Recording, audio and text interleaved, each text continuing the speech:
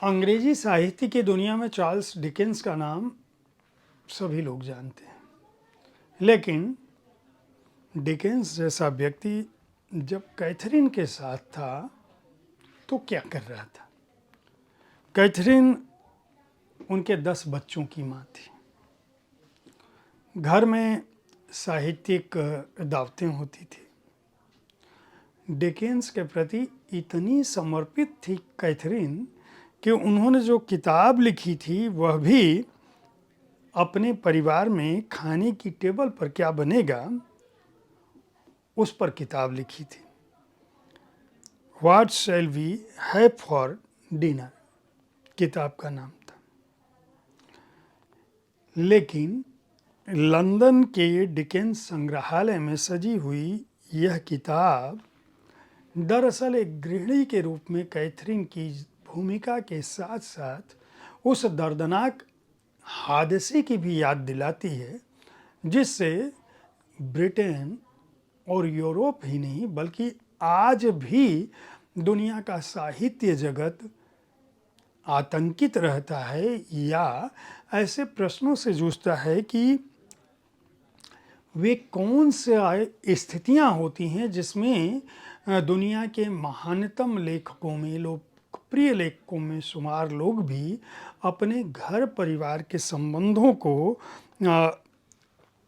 नहीं संजो पाते और स्थिति यहाँ तक विद्रूप हो जाती है कि चार्ल्स डिकेंस जो है वह कैथरीन डिकेंस को न केवल बाकायदा असामान्य ढंग से पागल घोषित करने की योजना बनाते हैं बल्कि उनको पागल खाने पहुंचाने की कोशिश करते हैं और अंततः यह स्थिति होती है। अच्छा, यह स्थिति भी विवाद की जड़ इसलिए होती है क्योंकि चार्ल्स डिकेंस के जीवन में जो एक लड़की आती है, एलेन टर्नन हो या जो कैथरीन की बहन ही हो जॉर्जिना, इनके साथ जो उनके संबंध विकसित होते हैं और उन संबंधों से कैथरीन के जीवन में इतना तनाव आ जाता है जो न केवल उनके अलगाव की वजह बनता है बल्कि एक इतने विवाद का कारण बनता है कि एक समय में यानी कि 1858 की हम बात कर रहे हैं, वहाँ के पत्र पत्रिकाओं में केवल चार्ल्स डिकेंस और कैथरीन डिकेंस के जीवन के उठापटक, उनकी सद्भावना, उनकी प्यार, उनका तनाव, उनका अलगाव और एक दूसरे पर जो प्रत्यारोप था उसकी बात चलती है। लेकिन इन सब के बीच भी कैथरीन डिकेंस न केवल अपने संबंधों को बचाने की कोशिश में लगी थी बल्कि किसी भी रूप में चार्ल्स के जीवन में उस तरह का तनाव न आए इसकी कोशिश कर रही थी। नमस्कार, आप देख रहे हैं बुक कैफे का एक दिन एक किताब कार्यक्रम और मैंने चार्ल्स डिकेंस की जो कहानी बताई वह घुमक्कड़ी अंग्रेजी साहित्य के गलियारों में मनीषा कुलश्रेष्ठ की किताब से ही बताई थी। मैं जयप्रकाश पांडे हूँ और आप जानते हैं कि मैं इस कार्यक्रम में किसी न किसी पुस्तक पर हर दिन अपनी राय रखता हूँ। आज की पुस्तक मनीषा कुलश्रेष्ठ की यह पुस्तक है जो घुमक्कड़ी के दिनों की एक बेताबी, एक उद्वेग और उन सपनों के पीछे भागती हुई लेखिका की गाथा है। उसके अपने संस्मरण हैं कि किस तरह से दीवानेपन की मुद्रा में वह ब्रिटेन की अपनी 2 बड़ी यात्राओं में, लंबी यात्राओं के दौरान किस तरह उन्होंने गली गली, गांव गांव, शहर शहर उन साहित्यकारों के घरों को झांकने की कोशिश की, उन साहित्यकारों की गलियों और गलियारों में उनकी मनःस्थिति के बारे में, उनसे जुड़े संग्रहालयों में या उनसे जुड़े स्थलों को झांकने की कोशिश की, जिससे हमारा पूरा यूरोपीय साहित्य, अंग्रेजी साहित्य, पश्चिमी साहित्य समृद्ध होता है। इस पुस्तक की शुरुआत में वह लिखती हैं कि दरअसल यात्रा क्या है। कुछ लोगों के लिए एक ध्येय है, कुछ लोगों के लिए रास्ते का आनंद, कुछ लोगों के लिए पलायन और कुछ लोगों के लिए नए लोगों, नई ज़मीनें और नए मौसमों से मिलने का बहाना। लेकिन मेरी सनक जो है वह अलग तरह से थी। जैसे कालिदास के मेघदूत में वर्णित मेघ मार्ग की यात्रा इन्होंने इसलिए क्योंकि इनकी समझ से ये था कि आखिर मेघदूत में जो वर्णित है वो बादल किन रास्तों से जाकर हिमालय पर पहुंचते हैं। 2011 में जब ये जर्मनी गई तो वहाँ इन्होंने फ्रैंकफर्ट को गेटे के शहर के रूप में याद किया और वहाँ उनके संग्रहालय बने घर को, जो घर ही संग्रहालय के रूप में परिवर्तित हो गया था, उसे देखने के बाद इनके मन में ये आया कि अब मैं जिस भी शहर में जाऊंगी उस शहर में वहाँ के लेखक, उनके घर या संग्रहालय जो भी होगा वहाँ जाऊंगी। लंदन जाके जब लोग London bridge, Buckingham palace, tower of London देखते हैं, या तब ये किट्स का घर खोज रही थी, या गोल्डन ग्लोब थिएटर के दरवाजे पर हाँफ रही थी। पिछले 5 वर्षों से 3 बार यूनाइटेड किंगडम और आयरलैंड जाने का इनको अवसर मिला और उस दौरान इन्होंने ब्रिटिश, स्कॉटिश, आयरिश लेखकों के घर, संग्रहालयों को छान मारा और उनको छान मारने के बाद जो उन्होंने जो कुछ भी अनुभूत किया उसे अपनी इस घुमक्कड़ सूची में डाल दिया। वे जगहें क्या थी, उनकी तलाश के दौरान इनको क्या कुछ मिला, उसे आप 2019 और 2023 की जो 2 यात्राएं हैं जिसमें इन्होंने लंदन में आखिरी दिन और जिद मिलने की डिकेंस से, संसार के सबसे प्रसिद्ध पते 221 बी बेकर स्ट्रीट पर जाने का इनका जो जुनून था उसका उल्लेख किया। एडिनबरा के लेखक और भूमिगत भूत, हार्बर सिटी में मिले राजा यहाँ पे राजा राम मोहन राय को वो कह रही हैं, और बाथ में उपन्यासों की रानी जेन। 2023 की यात्रा में इन्होंने एक दोपहर युवा कवि किट्स और बाबा फ्रायड के साथ ऑक्सफोर्ड, खुले और बंद दरवाज़ों का शहर, सारा संसार एक रंगमंच है शेक्सपियर के बहाने, वेलवेट एस्केप एक समूचा दिन जिसमें ये विलियम, डोरोथी और सैमुअल की टिकड़ी के संग बिताती हैं, टाइटैनिक, स्ट्रीट आर्ट और बैकेट।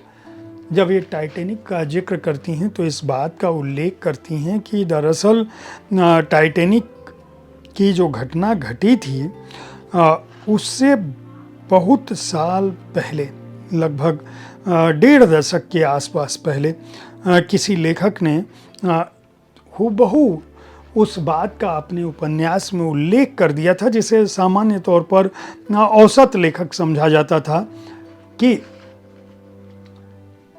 एक जहाज जिसके आकार प्रकार टाइटैनिक की तरह का था, वह ठीक उसी तरह की स्थितियों में आइसबर्ग से टकराता है और फिर उसी तरह की हलचल होती है, वैसे ही लोग मरते हैं। वहाँ लाइफ बोट भी उतनी कम होती है जितनी कम यहाँ पर होती है। वो किस तरह से लिखा था उसका उल्लेख है स्ट्रीट आर्ट और बैकेट। आत्मनिर्वासित डब्लिनर्स, जॉयस और वाइल्ड, महानता का अंधियारा नेपथ्य और यात्रा की कहानी। तस्वीरों की जुबानी में बहुत सारी तस्वीरें हैं जो जहाँ जहाँ वह जाती हैं। मनीषा कुलश्रेष्ठ इस पुस्तक में का अंत नहीं करती, बल्कि आखिरी अध्यायों में वे जो है बहुत सारे उन लेखकों की बात करती हैं, जैसे मैंने कहते ये महानता का अंधेरा जो अंधियारा नेपथ्य जो है उसमें जो कहानियाँ दर्ज हैं उसमें कैथरीन डिकेंस की कहानी को मैंने एक दिया, लुइसा हॉकिंस और जीन लेकी की कहानी, मीना स्टुअर्ट और चार्लोट चारपेटियर की जो कहानी है, फ्रेनी बॉन सगाई वाली एमथिस्ट की अनमोल अंगूठी की जामुनी छाया में, यानी किट्स से जुड़े हुए जो प्रसंग हैं उसको उन्होंने लिखा है। बौद्धिक साथी मिन्ना बर्नेज और मार्था फ्रायड की कहानी भी है। निषिद्ध वंडरलैंड एलिस की कहानी है। एनी हैथवे की कहानी है। डोरथी वर्ड्सवर्थ और कॉन्स्टेंस वाइल्ड की कहानी है और लूसिया जॉयस की भी कहानी वो इसमें दर्ज करती हैं। साथ ही साथ जो जिस लेखक की मैं बात कर रहा था कि जिसके नावेला जिसमें भी जहाज़ का नाम टाइटन था और ये टाइटैनिक डूबा था, वहाँ मॉर्गन ने यह लिखा था। मॉर्गन रॉबर्टसन नाम था जिसने 14 साल पहले 1898 में उपन्यास जो है फ्यूटिलिटी लिखा था, जिसमें ये वाक़ये का जिक्र है।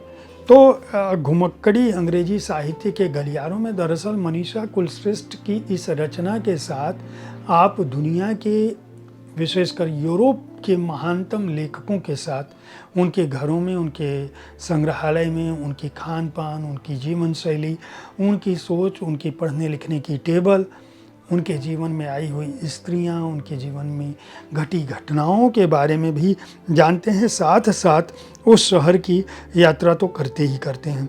अपने आप में यह एक अनूठी कृति इस लिहाज से भी है कि जब आप चार्ल्स डिकेंस की टेबल पर खड़े होते हैं तब आपको ये समझ में आता है कि दरअसल दुनिया का इतना लोकप्रिय लेखक क्यों इस तरह से बना, या होम्स के प्रशंसक क्यों होम्सियन कहते हैं अपने आप को।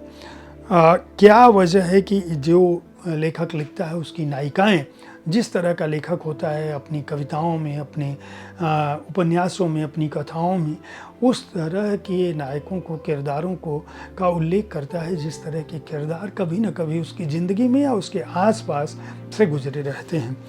मनीषा कुलश्रेष्ठ जिनका जन्म 26 अगस्त 1967 को हुआ, बीएससी और एमए और एमफिल की डिग्री उन्होंने हासिल की। ढेर सारी पुस्तकें आ चुकी हैं, बहुत सारे पुरस्कार उनको मिल चुके हैं, जिनमें बिहारी सम्मान, इंदु शर्मा कथा सम्मान, बलदेव वैद्य फेलोशिप, रांगे राघव पुरस्कार, बहुत सारे पुरस्कार शामिल हैं। जानी मानी लेखिका हैं और बहुत ही सक्रिय रहती हैं साहित्य की दुनिया में।